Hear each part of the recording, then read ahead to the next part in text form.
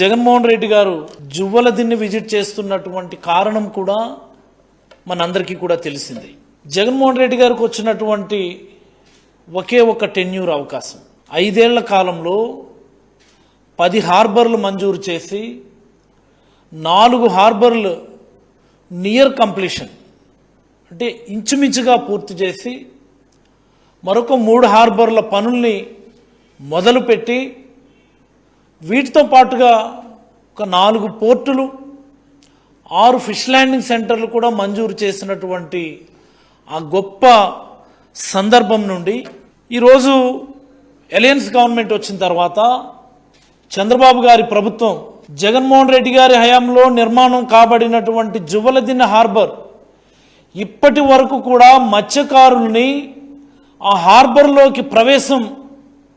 నిషేధించి ఎవరిని కూడా దాని లోపలికి వెళ్లకుండా దాన్ని ఉపయోగించకుండా చేసి ఈ 2 ఏళ్ల కాలంలో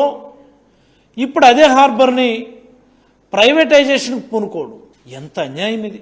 ఎంత దారుణం ఇది, ఎంత దుర్మార్గం ఇది.